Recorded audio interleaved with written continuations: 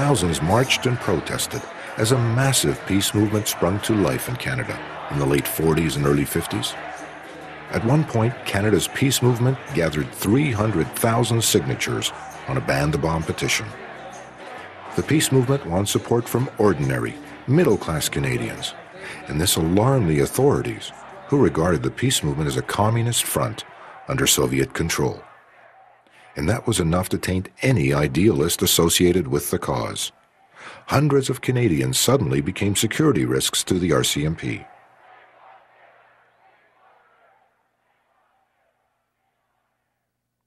John Marshall was one young Canadian who wanted to give peace a chance. A librarian in Victoria, he had been active in the peace movement for several years. For the Victoria Public Library Board, that was grounds for dismissal. It was shattering. It really was. I mean, I had just started out on a new profession. I was doing well, and all of a sudden, there was no job. We had these two young kids, quite young, and it was tough, very tough. A public scandal quickly erupted. The board assumed Marshall might use his position to fill the bookshelves with Marxist literature. The mayor of Victoria wanted to purge the library of any politically incorrect material. He actually proposed burning the books. Now that's a kind of stock phrase that such people use, but he meant it seriously, to destroy the books. Marshall's friends rallied, ridiculing the mayor and the library board. They demanded his reinstatement. The good citizens of Victoria, they might be British and they might be small c conservative, but they were absolutely determined to preserve freedom of speech, freedom of expression, and there was a tremendous uproar.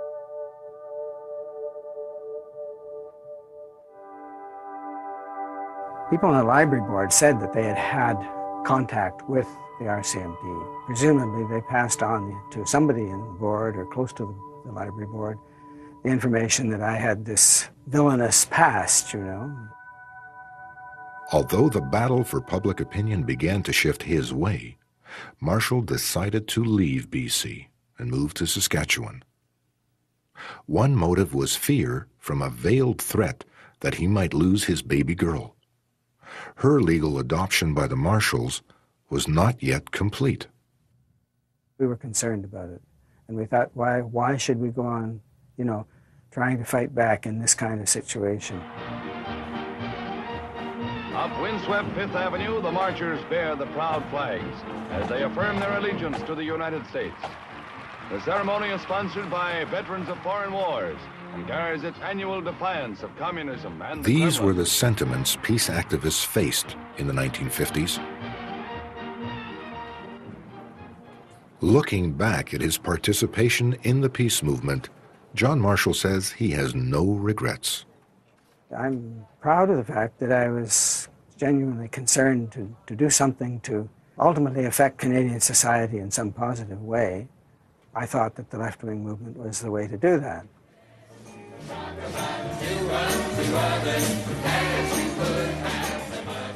The peace movement played an important role in the life of Lucan Robinson.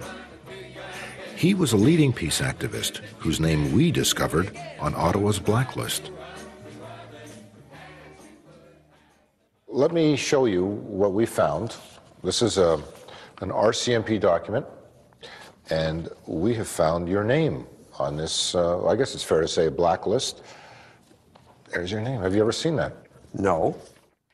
Did you feel subversive? I didn't. I was an innocent, hardworking demographer. You did, it's fair to say, suffer in your career at the Dominion Bureau of Statistics because your name was on this list. Yes, sometime in 1949, I was told that I was under some degree of suspicion and that I would be unlikely to get any promotion as long as I was there. And in view of what I was told about my future, in DBS, I accepted, and I started working for the UN in January of 1950. With this announcement comes the first films of Amazon Annie actually firing an atomic shell.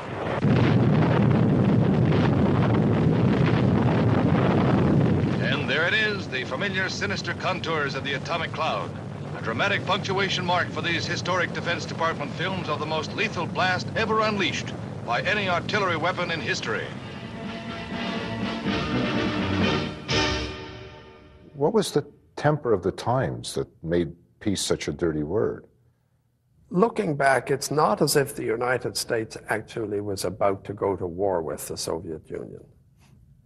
But all the propaganda in support of the arms race suggested that that's what they were doing, or planning to do. I don't think there's much doubt that a large number of people in Canada, and certainly in the United States, thought that wouldn't have been a bad idea. They had no understanding of what it would, as long as one side had the atom bomb and the other didn't.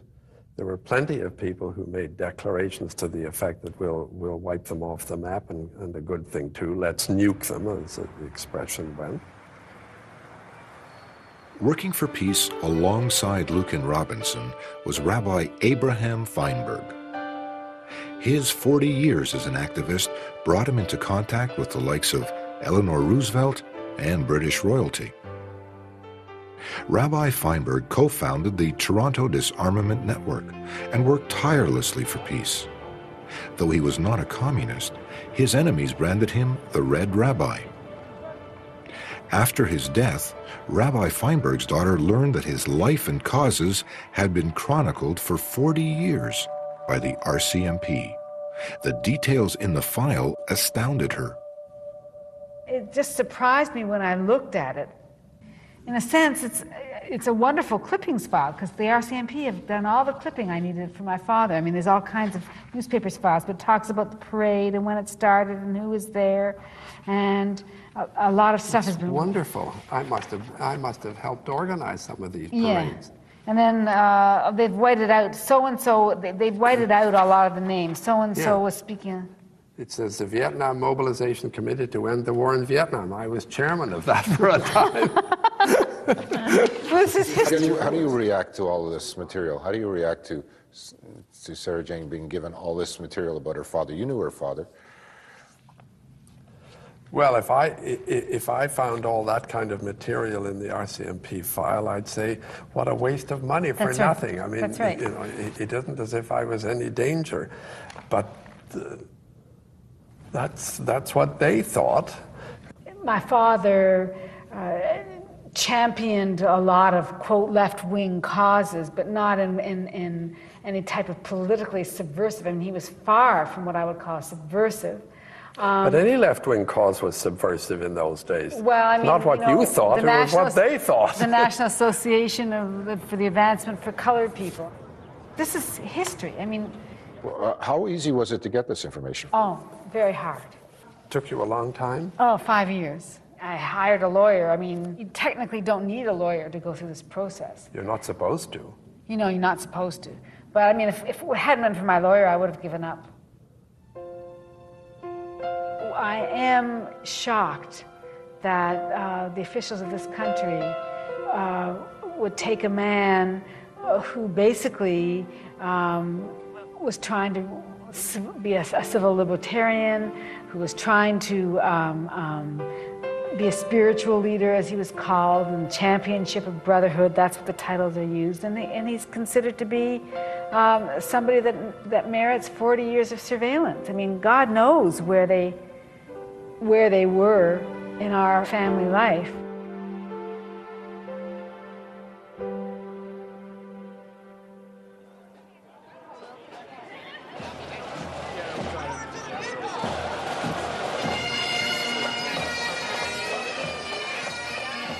The men and women who marched under the banner of the labor movement, like the peace movement, included many on the left. During the Cold War, the RCMP was given expanded powers to investigate left-wing unions. By the 1960s, it took this mandate to include student unions. One of the most watched student radicals eventually became a Premier of Ontario.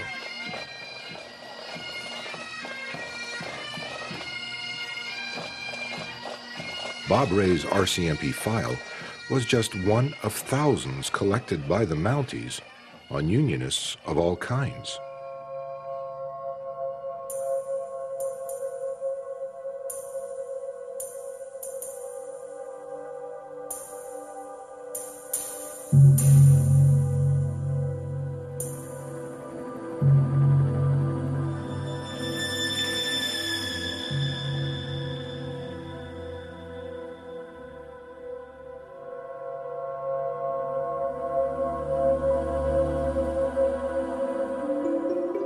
To find out more about the RCMP's targeting of leftist trade unions, I headed for Sudbury in northern Ontario. Here, an investigative reporter unveiled a story hidden in RCMP files for 50 years. Sudbury is a mining town, the world's largest supplier of nickel, an essential mineral to industry, including weapon production. Sudbury is also a union town. In the 40s, its hard rock miners built the biggest and toughest local in a union with many battle scars, the International Union of Mine, Mill, and Smelter Workers. During the Cold War, the union acquired yet another adversary, the RCMP.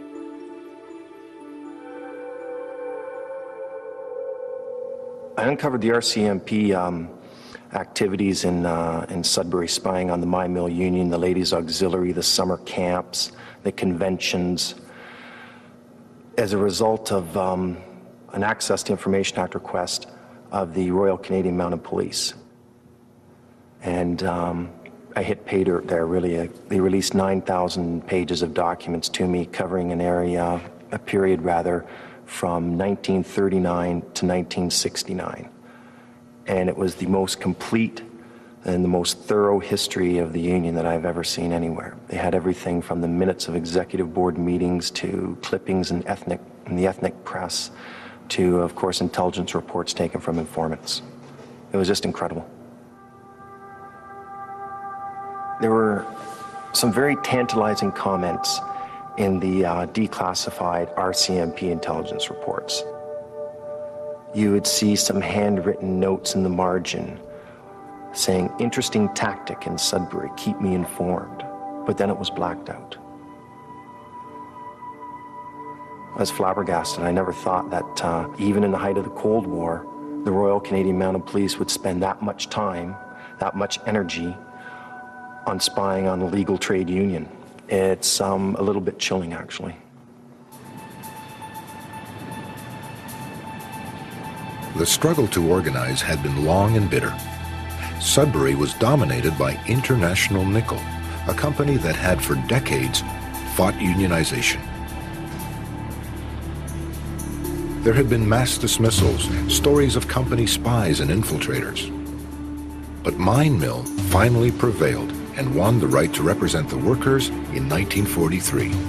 Local 598 in Sudbury became the largest union local in North America.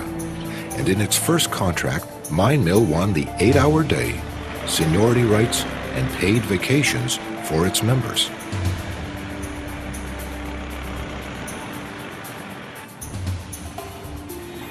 Despite its apparent success, Mine Mill still had enemies, and they took advantage of the Cold War tensions by labeling it a communist union.